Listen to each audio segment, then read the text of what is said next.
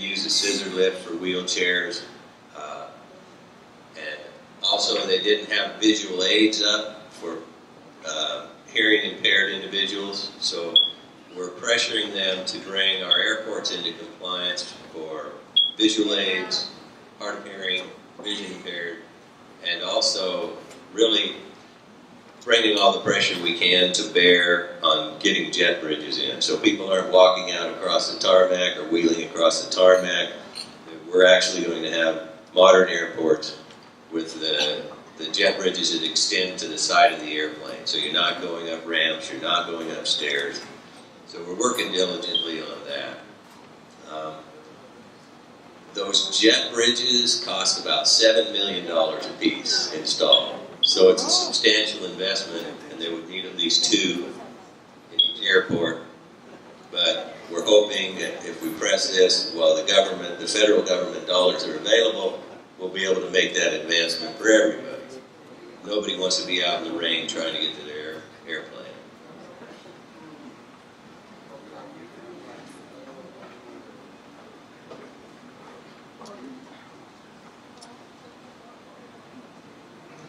Now, the innovation is what we see. I mean, if there's an obstacle, you try and find a way around it. I mean, the jet bridges are a pretty standard solution to the issues we face, but always looking for something innovative to help people to have equal access and equal opportunity. And again, you got to struggle with the undue burden. You know, obviously the Port Authority, the government is going to claim they don't have the money to make those improvements, and may very well not, but that doesn't mean we stop pushing, we stop advocating. We're going to keep trying to get our institutions, our infrastructure modernized so it's more accessible to everybody.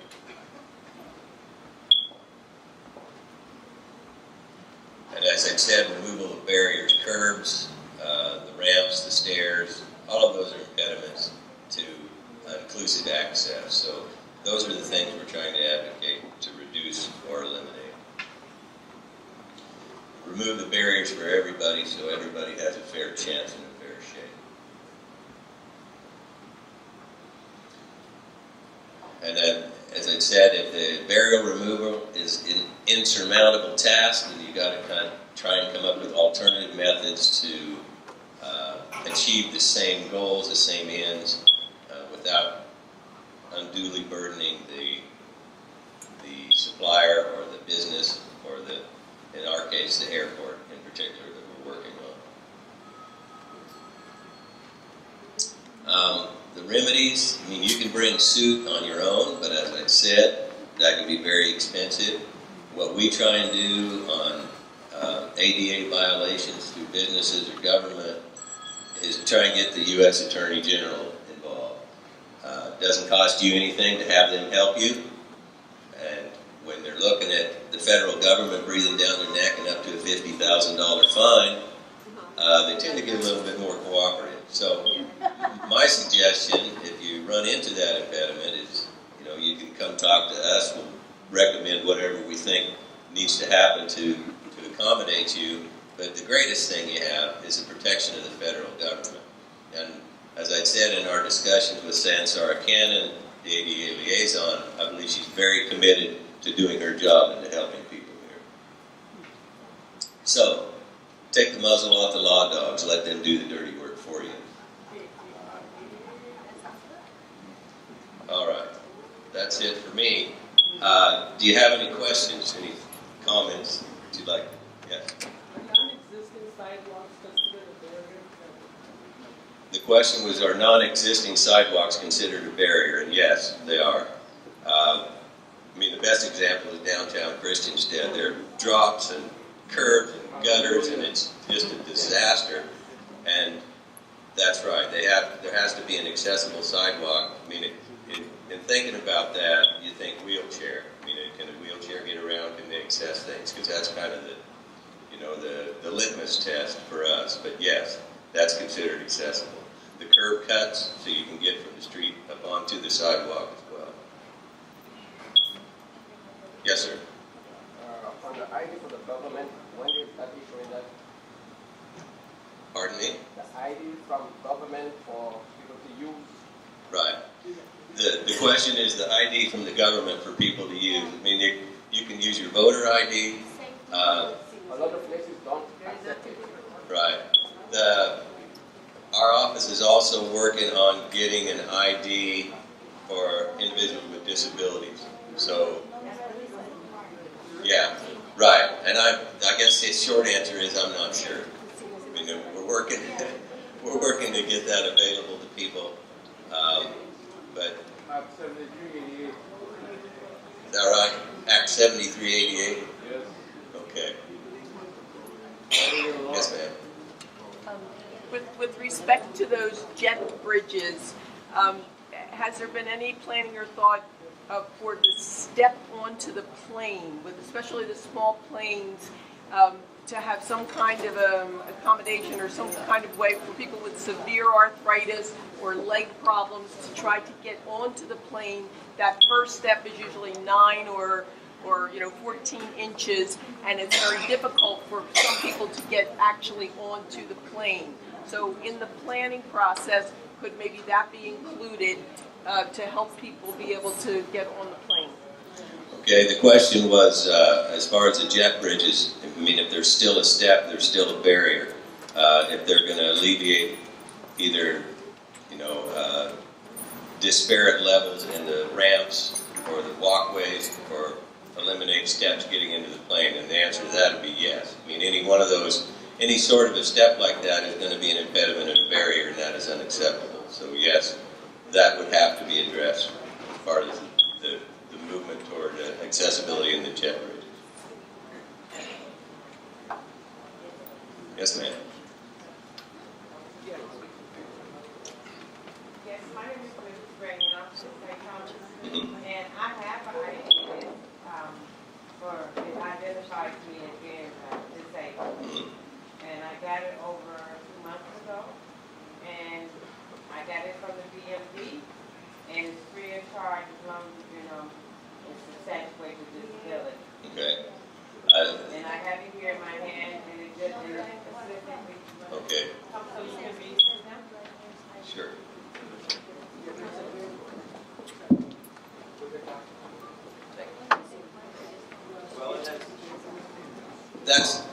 That's very similar to getting the parking permit, and what this lady had said is that she went and got her ID from Bureau of Motor Vehicles, and I saw that was in the process. I wasn't aware that they were actually issuing them already, so thank you. And that's a U.S. Virgin Islands disabled person identification card. It's got a name and the photo and the vital stats for age and the veteran status. So they are available, apparently. Thank goodness. Yeah.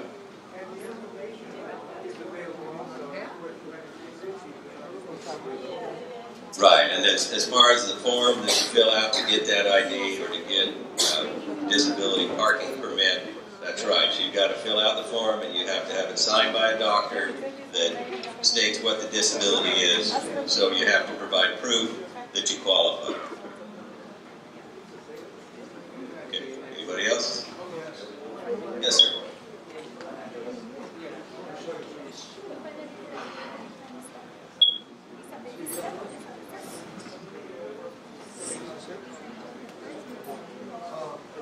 I have a driver's license. I'm legal. And they give it to me, I go whenever I qualify you. Yeah. So you can always go get a driver's license. Okay. You see me driving, run. Okay. And, if you didn't hear, this gentleman said he's legally blind, and they keep giving him a driver's license every time he goes to renew it. So apparently they will accommodate, which I was not aware of this morning. Anybody else? All right. Thank you. I appreciate your attention.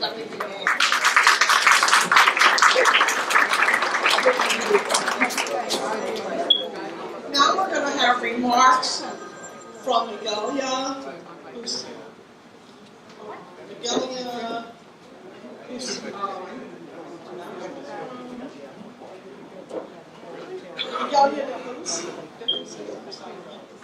and also Orlando everyone. How are you doing? That's good. We are very happy to be here.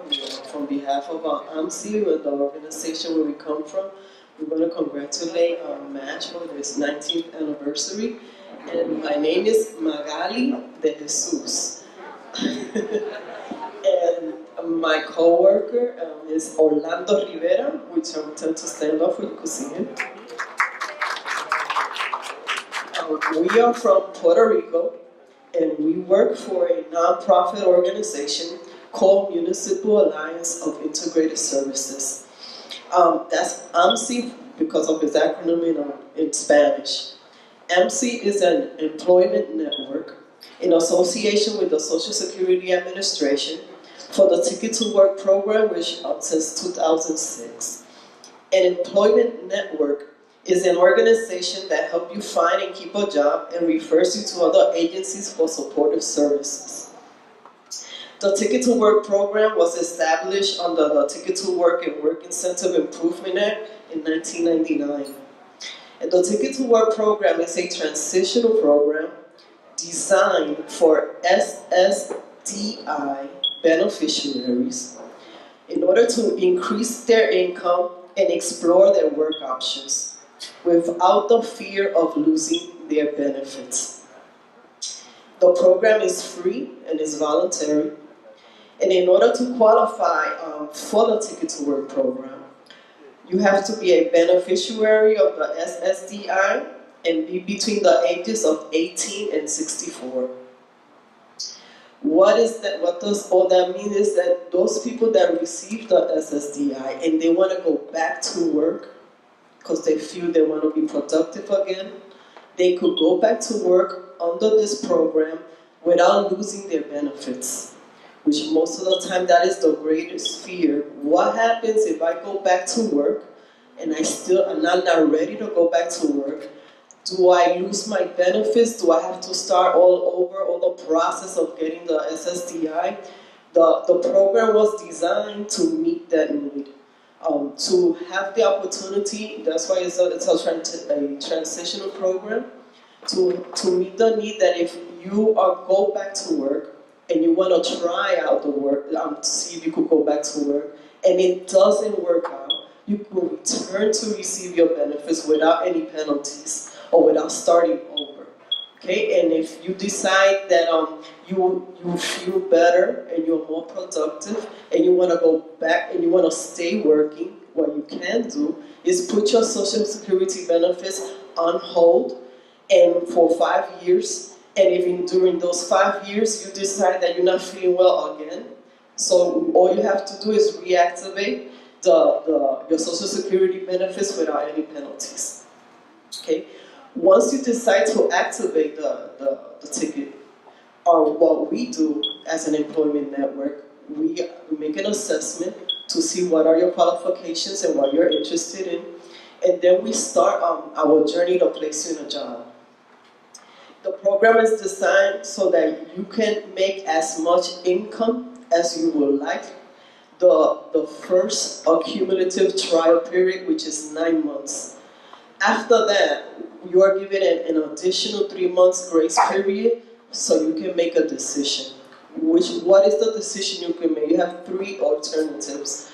The first alternative is, I want to stay working, I am making more income than I am receiving benefits, and what you do then is just put your Social Security benefits on hold, like I said before. The second alternative is, I want to receive both. I want to receive an additional income plus stay with my benefits. So what we do is you have to lower your income, the additional income, to a base income and receive your benefits also.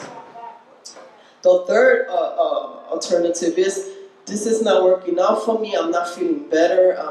Even if I am making an additional income, my body's not responding the way I think it should respond. So I'm just going to give up the job, and that's no problem. What you do, the third alternative is go back to your benefits without being penalized. You also have the benefits that you could have your Medicare coverage for 8 years during the time that you are in the Ticket to Work program. And like I said before, AMSI, which is the employment network. We've been an employment network since 2006 in Puerto Rico. We have activated over 1,500 tickets already in Puerto Rico and have placed over 400 people in jobs. Last year we decided to expand our services to the U.S. Virgin Islands, and we are currently rendering services with an agreement that we made with the Association of Independent Living, plus the Department of Labor, that we go to, or we render services every second and fourth Tuesday in St. Thomas, and we render services here in St. Croix every second and fourth Thursday. And we want to thank, Ms. Rosalind McFarland for providing us the space that she gives us here in St. Croix. That the second and the fourth Thursdays that we are here, she gives us, she provides for us a space where we go orientate and activate the tickets during the morning. And also we want to thank Mrs. Lockhart Janos, who is present with us, that provides for us in a space in the Department of Labor where we could also render during the afternoon that service. You could get in contact with us at a local number. Our local number is 340-277-3335. That's 340-277-3335. And we also brought some brochures that explains who we are and everything I have just finished telling you. They are available. We're gonna give it out during our time here. And if you have any questions and you would like to have a more in-depth approach, you could approach us and we could answer whatever questions you may have. And we want to thank you for the time that you have given us in this moment for presenting our stay here. Thank you.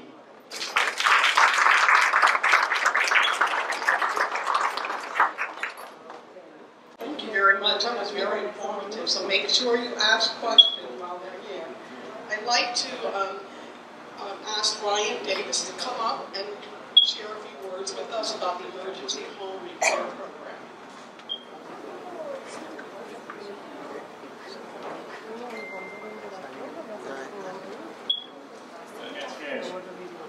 My name is Ryan Davis with a company called AECOM. Down here we're working with the Housing Finance on the Emergency Home Repair Project. So I'm just going to give you a little overview of the project, and then I'll give you a chance to ask questions. So what we're doing is for eligible homeowners, we're repairing homes back to the most basic needs for sheltering. The main purpose is to prevent you from having to move elsewhere, let you stay in your home while you finish permanent repairs. The different types of repairs that we do are windows, doors. If you have mold, we'll remove that from the house. If your roof's leaking, we'll fix that. We'll make sure that you have safe sleeping accommodations. Make sure you have a kitchen to cook in. Make sure your bathrooms work. And just to give you a little overview of the process, so you can apply over the phone. You can apply on our website. We're currently in Frederickstead at the Rotary Club West, so you can stop by and fill out an application. You can also come in to submit documents there.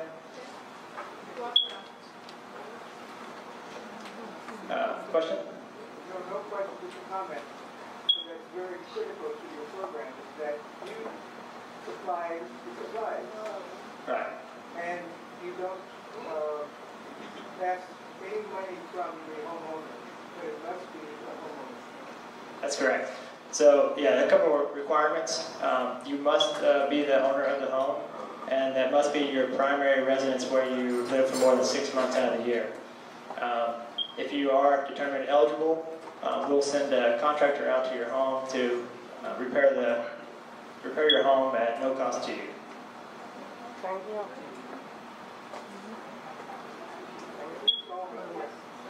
Want to make sure I was clear. The main eligibility is you have to be the homeowner. That has to be your primary residence. And the home has to be damaged by Hurricanes Irma and Maria.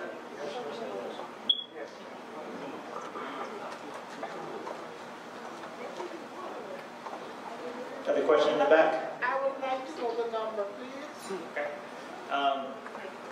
I have brochures that I can provide. I'll go ahead and give it to you right now. The number is 844-813-9191. Yeah, well, I'm trying with that number for days and no one is answering, so. Yeah, so we've noticed that there's an issue with the phone networks here. Applicants have came into the walk-in center and said, hey, this number is disconnected or it's not in service. I've then dialed it on my phone to let them know that it does work. So it is an issue with some of the phone providers here. Give them the two locations. You said you would request a second location. Well, there is a second location. They've asked us to stop advertising it to reduce traffic. And it's very close to Fredericksburg, or the Rotary Club West. We're looking to get a new location around Mid-Island, but that hasn't been finalized yet. That's correct. The brochures are in both English and in Spanish.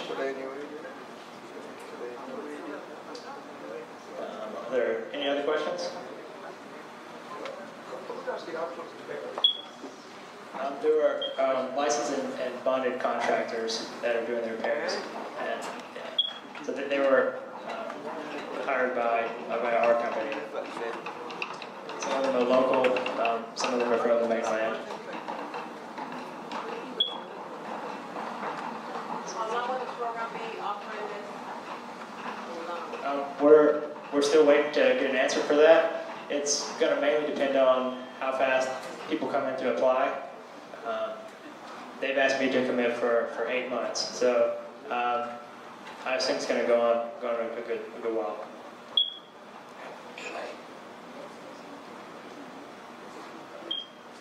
So, Special total of amount of the house, What's that? What's the question? the repairs. So a special total. Whatever repair. There's a cap on the house, and it's around $25,000, something like that. So if you have structural damage that exceeds that, if your house, if you only have one wall that's still standing, it's going to be difficult for us to repair it. And in those cases, we might not be able to assist.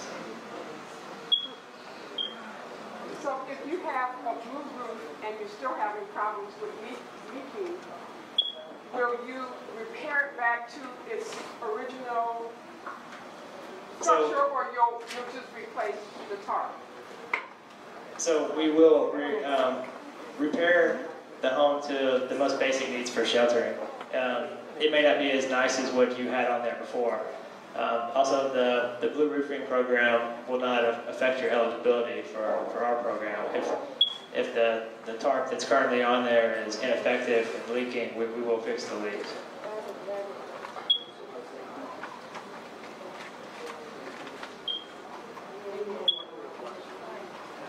Are you personally fixing somebody's home? You done the boost? Well, I mainly deal with the intake process, but I'm in communication with the inspectors, and I've been told that they've already came out, repaired houses, and now doing final inspections on some. For each case, it's a little different about how long it takes for them to get out there to you. I just want to know somebody's house when you're fixing now. Yeah, I don't have, I apologize, I can't provide that information.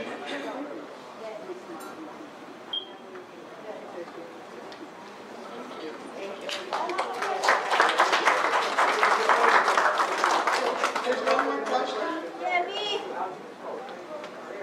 what happened if the contractor call you and say that they don't deal with the situation? Then you could reach out to us, and then we'll look into it for you. Okay. Call the number on this brochure. Okay. Thank you. Now we're going to have presentations. I'm going to call Monique, you, and Mrs. McFarland up.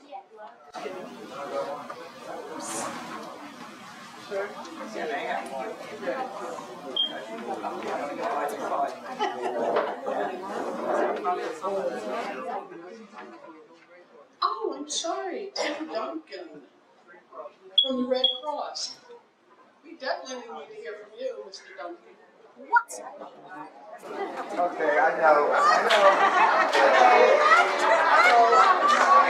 What's the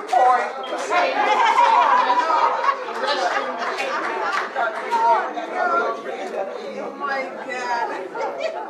Good afternoon. I'm Bill Martin with the American Red Cross, and I greet you.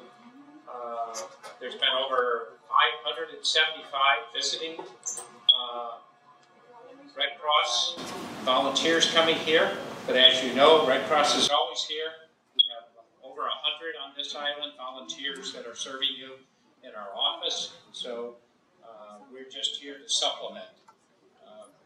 One of the things I learned very quickly, though, doing disaster work, is that there's so many acronyms that you heard some today. And so, my parents lived in Boulder, Colorado, and one morning they woke up and their hot water heater was broken. So, my mother and father went to the hardware store, and there was a young, energetic salesman there who said, well, I have a 30,000 BTU electric hot water heater, and I've got this 45,000 gas hot water heater, and I've got this 50,000 super duper hot water heater for you.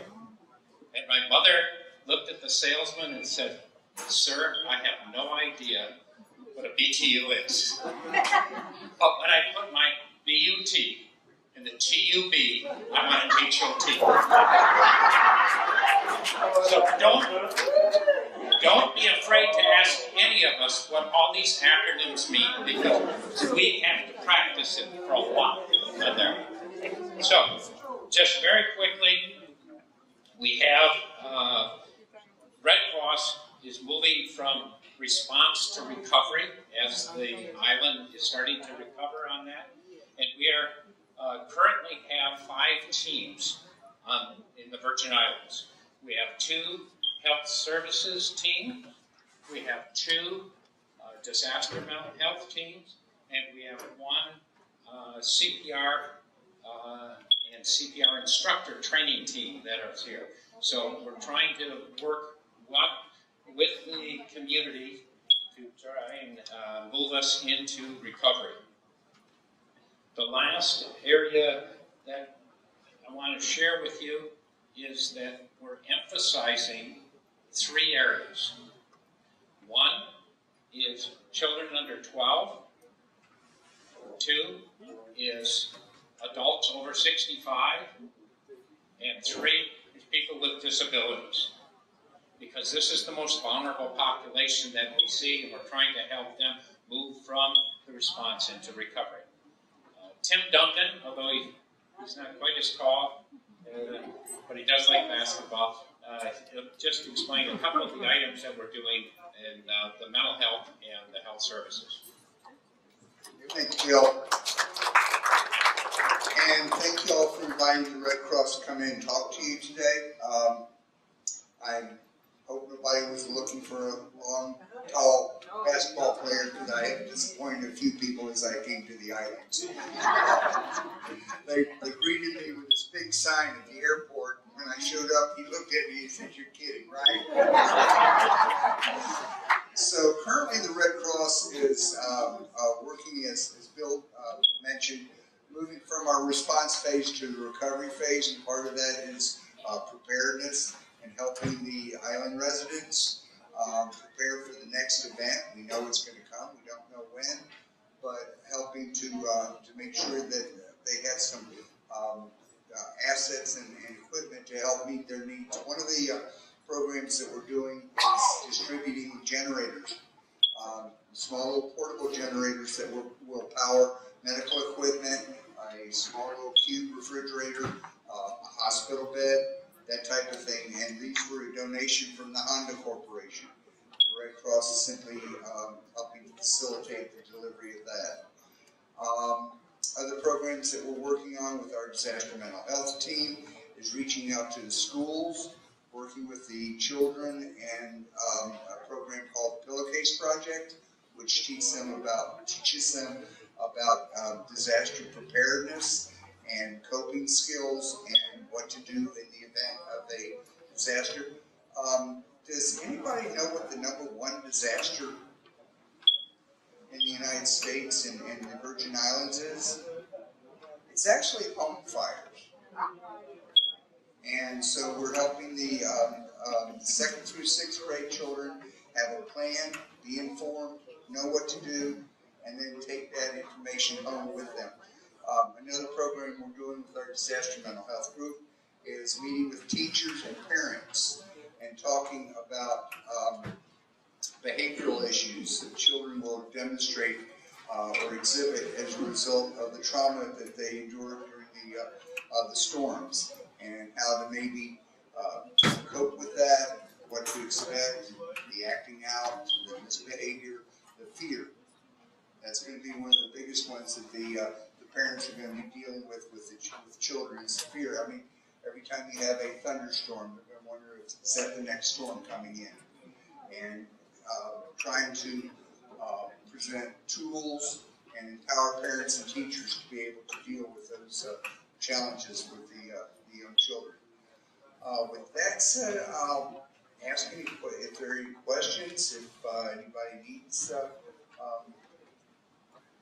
You talk about for only the major schools, right? But what about the infrastructure? I'm sorry, I'm a little hearing impaired. Okay, you talk about the elementary school children then too, but we got the head start children then too, that's the same thing. Start.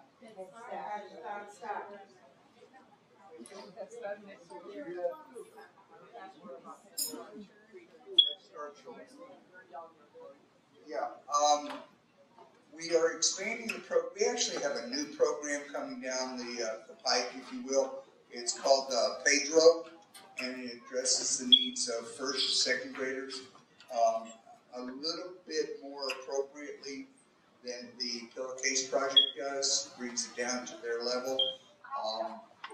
And that's certainly something that we could look at doing with Head Start.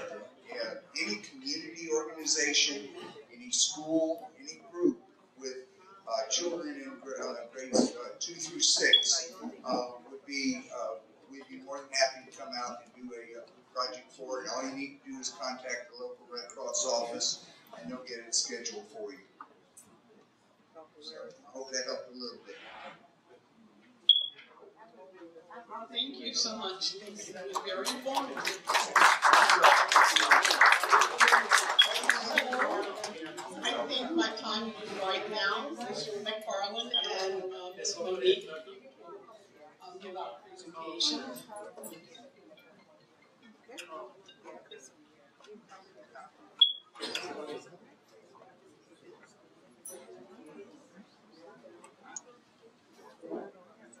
Good afternoon, everybody.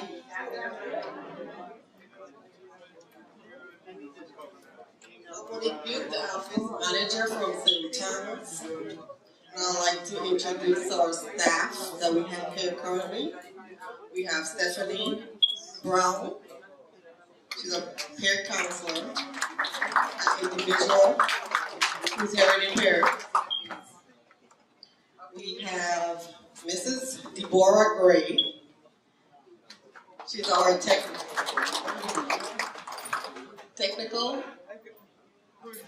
technology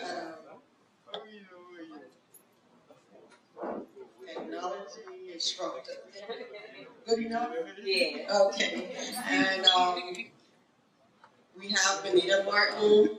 She's our mobility and orientation specialist. She's stepped out. I will have Miss Gray come forward, please.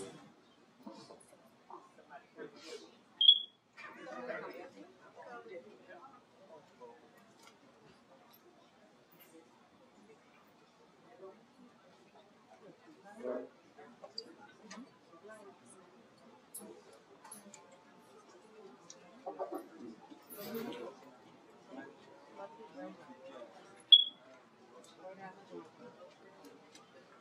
afternoon. My name is Deborah Gray, and I'm representing from St. Thomas. And a little bit about me, I'm retired Navy. I spent 25 years in the Navy. I became impaired about 20 years ago. I have a disease called chronic arthritis, and it's getting worse, but I'm going to deal with it the way we all deal with it. Here today, we bought an exhibit down at the front entrance. We have the big one you see there. There's a time clock on it at this point, but it's called the Go Vision. I experienced the Go Vision through the Rehabilitation Center via the VI in Puerto Rico, San Juan, Puerto Rico. I spent 3 months there consecutively learning to live independently via every aspect of life. So on the table I have what they call the Go Vision. It's a magnifier that you can put your documents under and read them. You can take a picture and the image will read it back to you. So you can also use them for reading the books, reading all your documents, reading your own cell phone. You can put your cell phone on it and blow it up and just read the cell phone. It's also designed to be used for TV. If you can't exactly see that TV like you want to see it, the Go Vision can be directed towards your TV and come up on the screen where you can use it for your low vision people. It's a very good technology that I think that will help our low visions and some of our blind people, because once you get the techniques down and the buttons down, you can use it to have the machine read to you. So I think that's a very good idea that they have. It's called the Go Vision, and you can go online. It's www.govision.com. They have all the different kind of equipment. It's a CCT type of device, if anybody's familiar with those devices. Yeah, but does it talk to the vision impaired? I didn't hear the question again. Okay, like I can't see, so it will talk to me? That's what it's for? It will talk to you. Okay. It will talk to you. It would take an image, take a picture of the image, and the image will read back to you. Okay. Yes. I think so, right. Yes. And then also on the table I have a Trigo, and it is also a magnifier, but it's a magnifier that looks like a tablet. So you can use it for your bigger documents, also reading, and taking pictures of images. And it reads back to you. So most of the devices that are coming out now are taking that image and putting that image to a voice. And that is for our total blind people. That is very good for us. So we can at least hear what some documents and objects are. On the table also I have some telescopes.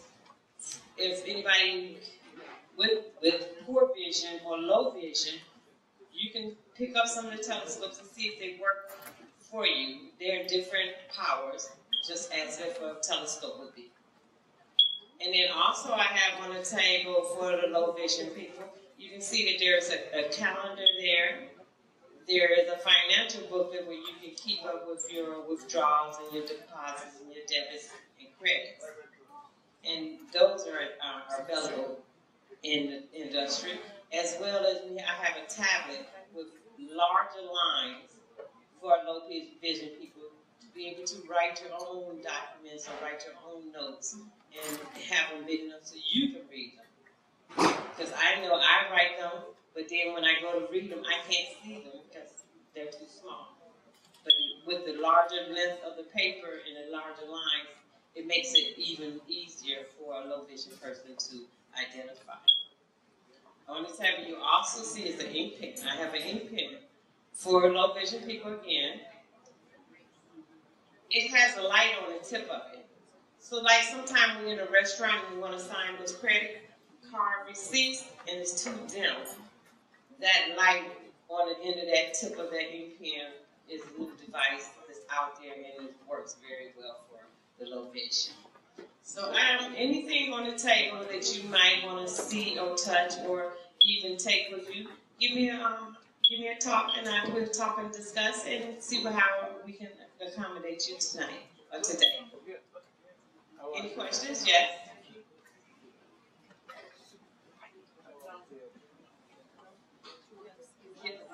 Yes, question in the back. Me over here. Yes. You have I don't know what for here.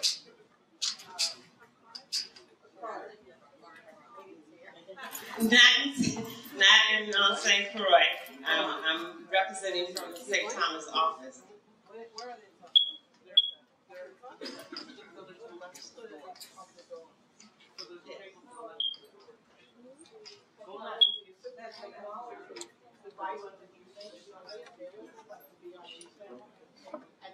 I got them from the Veterans Affairs.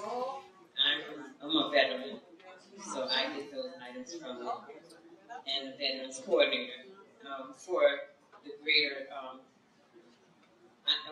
I represent the Blind Veterans Association for St. Thomas, St. Croix, and St. Croix. I was designated that over the summer while I was being rehabilitated to the VA. So they didn't have a representative down here in the Virgin Islands, and now you do have one. Okay. Thank you. And thank you for inviting me.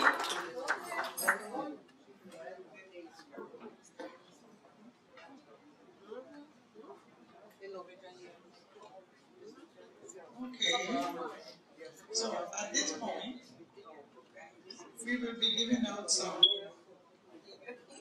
recognition awards.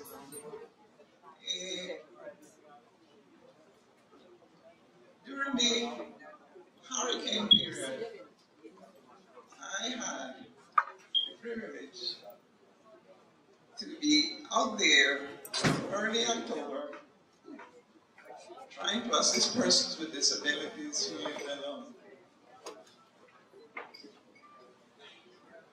I met several people that assisted me. We worked together to help others. Okay? Some of these people are here today, and I want to mention Miss Kiyama. She is the pastor of the Unitarian Church. You know, we really did some,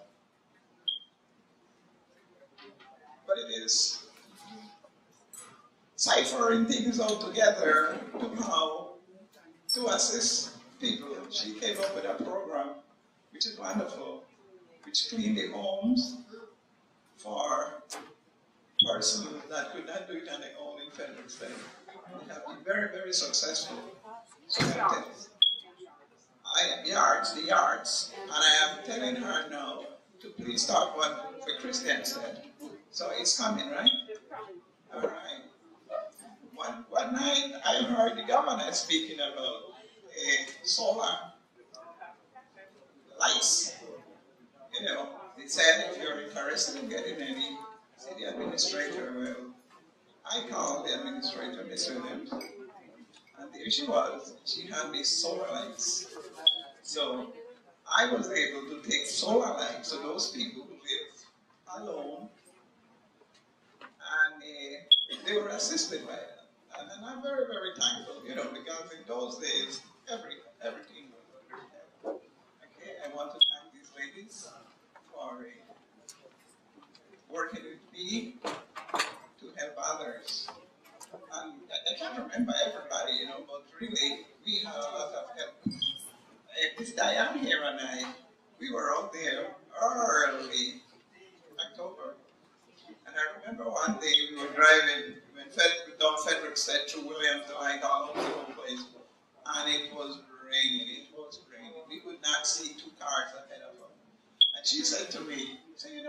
darling, we have to be crazy. I said, why? She said, it only takes 2 crazy people to be out here in a weather like this, looking for people to assist. Okay, but really, we went from La Valley, Frederiksted, Christiansted, Princess, the projects all over. When FEMA came, I had a meeting with Roxanne, can't remember her last name, and she was the Disability Integration Director, Roxanne. And I told her, I said, listen, I serve persons with disabilities, people who cannot come to stand in a water line, a food line, or a FEMA line. I need some assistance to go to take the help to these people. And she said to me, well, I don't know if we can do that. But 2 days after, she called and she said yes. And she said, I'm going to give you a FEMA enroller and a disability integration worker. And she did. And from that day, we have been working together. Okay? We went out there, we find people in terrible condition. People just are living alone, sitting in the wheelchair, just looking out for help, just waiting for somebody to appear. And we did it for a while. And I am happy that, God gave me the strength to go there and do that for others. So today we are here, and we take this opportunity to thank everybody who worked along with us, to help people that could not help themselves. We thank you very, very much. Okay? We have some awards for our old sponsors, or our old sponsors, or usual sponsors, or continuous sponsors. So, St. Croix Lions Club.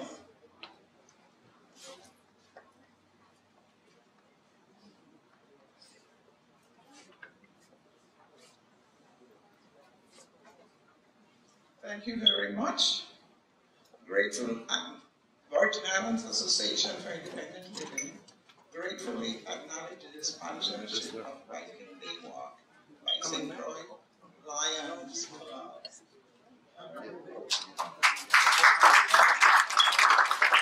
Thank you very much.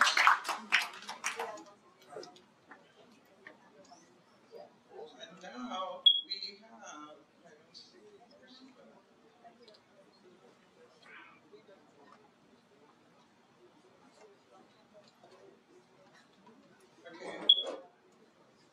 this one is for Mistress Fernella Campbell, our annual sponsorship of our Christmas party.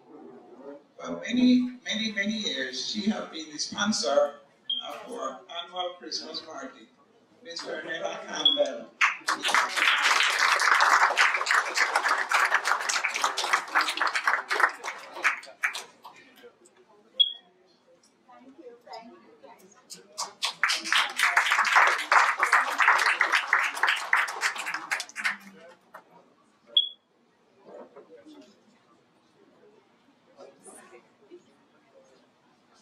Speaker, Kitty Robinson. Thank you very, very much. Grateful, acknowledge our collaboration.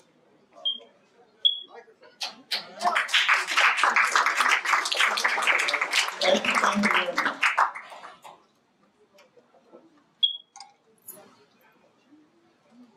Okay, these are something different.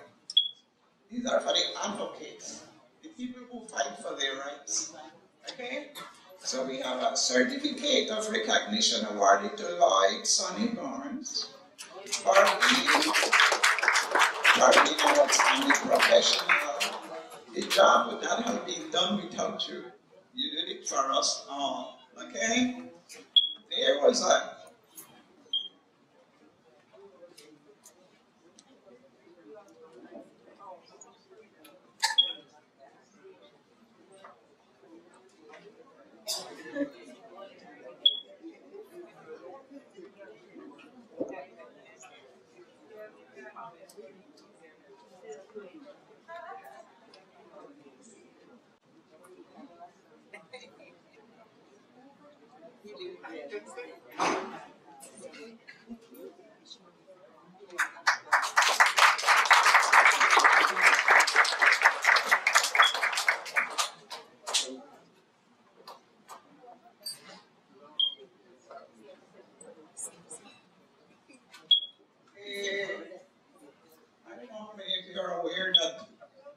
just recently, I don't know who, intended to close the library for the blind in Golden Rock and to move it to Fredericksburg. The whole building there, library in Fredericksburg, a building that's not accessible. And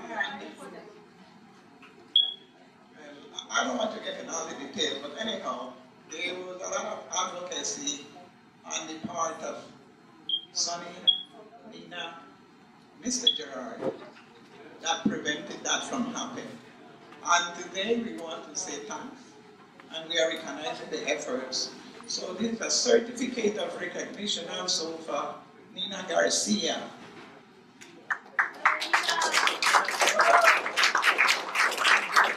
Nina Garcia is a young lady with disability who works at the library, part-time.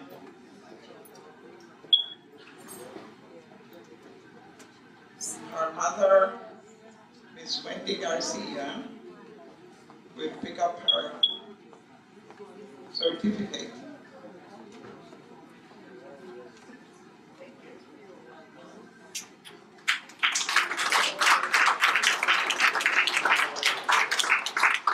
Okay, we have another certificate from Mr. Gerard Evelyn.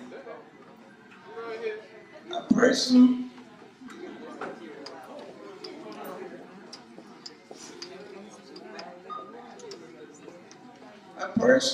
who is blind and who uses that library. Okay?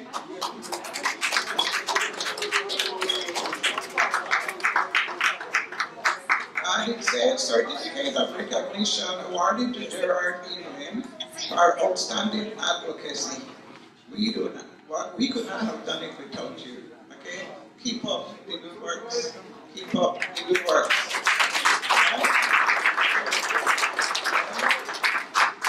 Whenever things like this happen, we just don't complain or do anything. You know, we have rights. We have to stand up for our rights. Okay.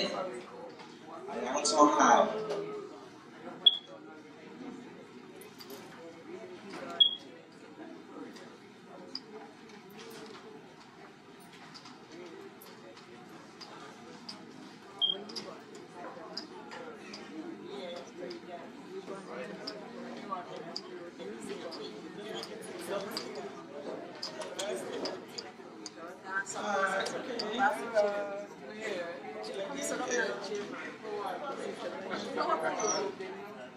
for Miss Juanita Williams, who is also one of our Christmas party sponsors.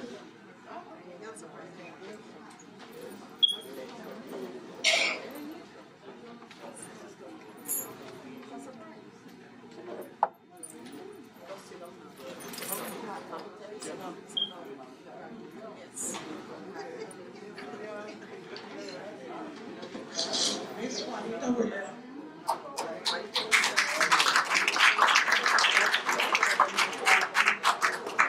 And one from Miss Parker, who works for Vitron. Vitron have improved so much the communication with the clients. This is the lady behind that communication. She has made it easier and kinder, and we thank you very, very much. Okay?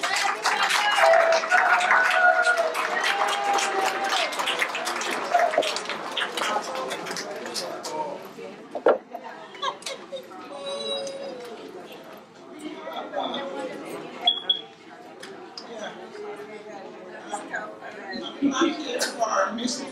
Lion Jerry Evans. In recognition of your tireless dedication to work the causes and your willingness to share your experience with people with disabilities. Thank you very much. Thank you.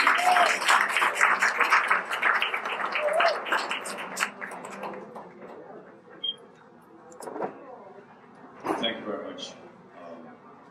I'm going to present this to the Lions Club so we can have it in our den. Our den took a beating by the hurricane, but eventually we'll get it back to a standard. And on behalf of the Lions Club, we thank you very much. Thank you.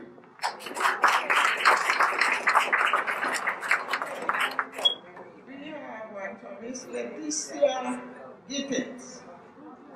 Miss Gittins has been the librarian of the Library for the Blind for 13 consecutive years.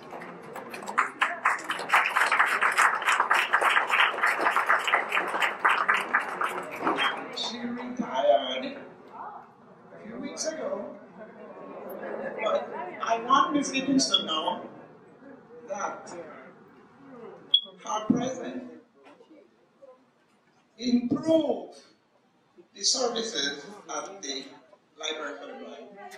Before Mrs. Gittins, it was a problem to get a blind person to get services at the Library for the Blind. She facilitated it.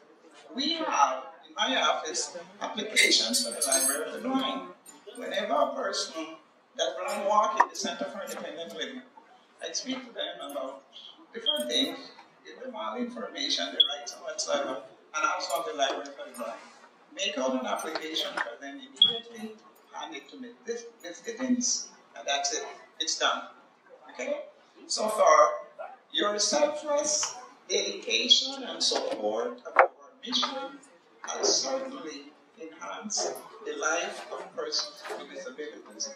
Thank you very much.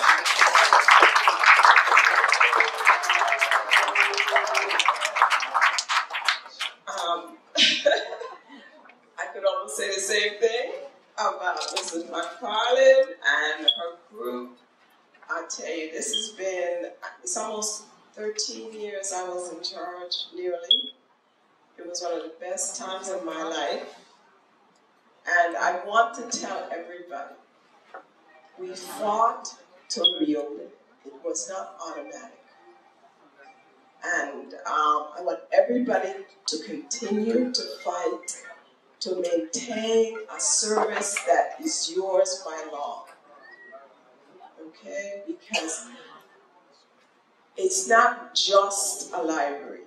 It's your library. It's your space. It's a place you can be comfortable in. And we fought, and I'm telling you, it was a battle. But I think it was worth it. I think some of the best people in the world are in this room. And like I told someone, this is my bubble. I understand people here. I don't understand people from the outside who go, oh, how do they do that?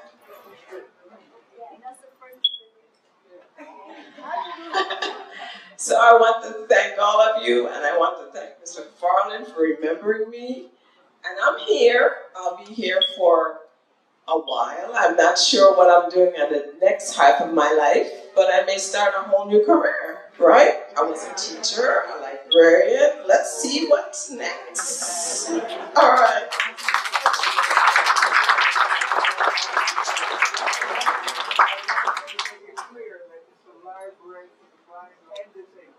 Yes, it is definitely, and I see about, I'm still looking around, I see all these people who should be members. So, and we serve. You see, I'm still saying we. We serve the entire Virgin Islands, St. Thomas, St. John, St. Croix, and Water Island. All right, thank you so much. Okay, I have Wendy Garcia. Wendy Garcia.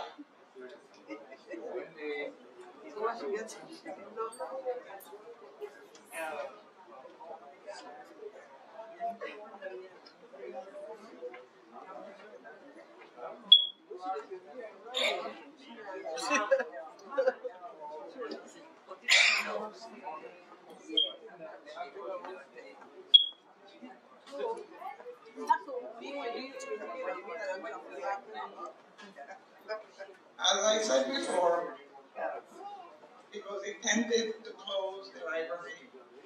And after much advocacy, it was reopened.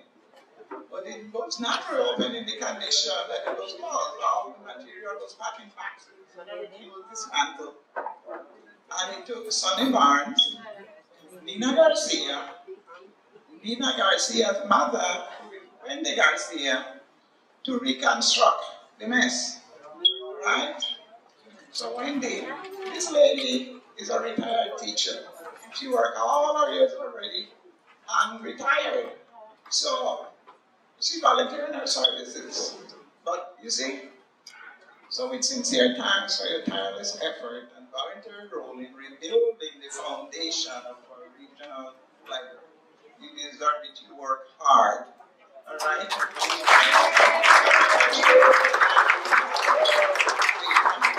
Both behalf of all our clients who need that library. All right? Thank you. Sorry that Lena could not be here. Mina's taking a course. She's improving. She's taking a course for the program, which is affiliated with USAID here and USAID in New York. It stands for Leadership for Education Year of Development. Otherwise, she would be here. So, but I take great pride in the library because there are a lot of wonderful, wonderful clients in the library, and I did not want to see it fail because they had just boxes and boxes of stuff that Sunny and Mina could have put away. So I took weeks to put it together, but it's together now, and you know I'm very proud because I didn't want it to fall apart. Thank you.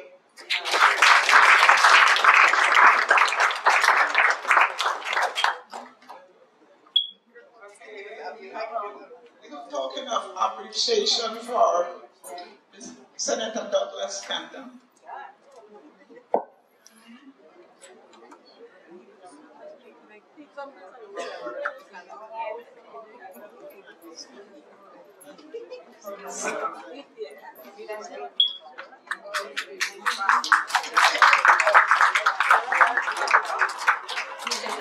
We appreciate your voluntary service to persons with disabilities. Okay? Thank you very much. I was just supposed to be here videotaping. So you get me good. But I would like to echo all of the concerns about the library. The library is a regional library, and it currently cannot be accessed by phone, which means that many people here on St. Croix, definitely the people on St. Thomas, St. John, Water Island, cannot get a talking book from their library. So every one of you, it is your library. Please talk to whoever you know that can make a difference. There's an advocacy council, and they have communicated with DPNR about the library. They also have gone as far as to have a cell phone, because the government can forward the phone line to a cell phone, so the library will be able to function to the fullest degree that it can. And they're going so far as to say that if DPNR cannot come up with $30 to $35 a month for 1 or 2 months while they use a cell phone, that they will come up with the money. So, support your library, support your advocacy council, and please talk to whoever you know to make the difference. Because, as I say on my radio show, persons with disability are people too. See them, not the disability.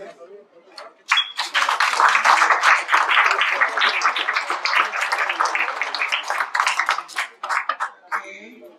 And last but not least, recognition certificate Dr. Salvador Salson Perry, our board member, and the, what did I say, Jane maker at this event. The Association for Independent Living gratefully acknowledges the support of Salvador Salson Perry, okay, board member.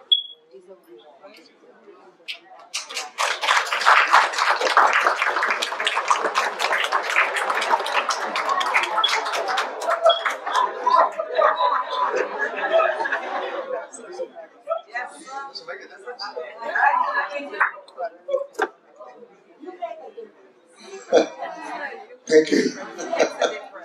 Somebody will read it to me. So thank you everybody for coming from St. Thomas and locally and Puerto Rico and all our speakers. But before I forget, I would like to give somebody I've known for over, 25 years more, being a board member, is please give a big round of applause for Rosalind McFarland.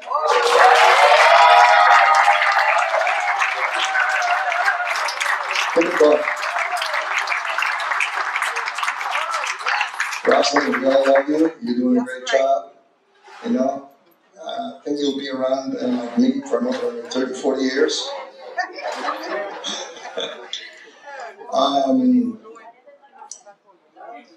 You all know that I'm blind. I don't see very much, legally blind. And I just want to say something for all who, like me, don't see very much. When I go to sleep and I dream, believe it or not, I can see in my dreams, which is wonderful. I wake up saying, wow. Any of you have that experience? Yes. Thank you. But from the moment I wake up, I know I can't see very much and I have to be very careful so I don't fall and break bones like I've done several times. I'll be very careful. So, thank you very much. I'm sorry. Oh, by the way, I had these neighbors that just moved in on September 1st. I went on the next day and I welcomed them to St. Croix to enjoy it. 2 days later, they got hit by Irma. 2 weeks later, they got hit by Maria. So I went back after that and said, this is not the welcome I was hoping to give you. Thank you. Have a great day. I'm hungry.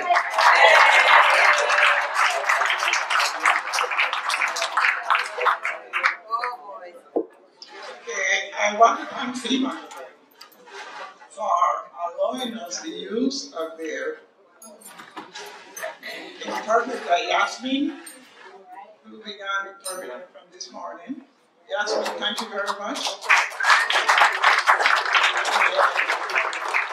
We have had her going from November, Thanksgiving, December, Christmas, March, the church service today. So please, Jasmine, don't leave. Miss Joanna Dobbs also is here interpreting for us today.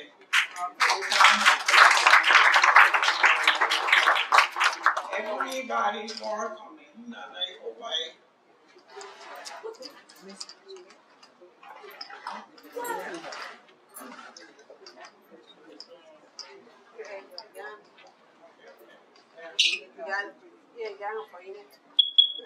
So we are about to serve, and we are asking those persons who can go to the line to go to the line, and those persons who cannot, we will serve at the table. Okay? So those who can stand at the line, the table is on that side. Okay? So stand. I guess it was the guy.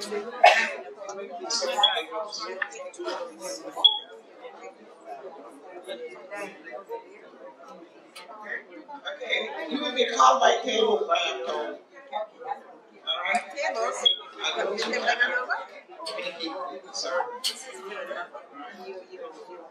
Okay, so if anybody else have any more information, something to share, something to say, wanted to say something?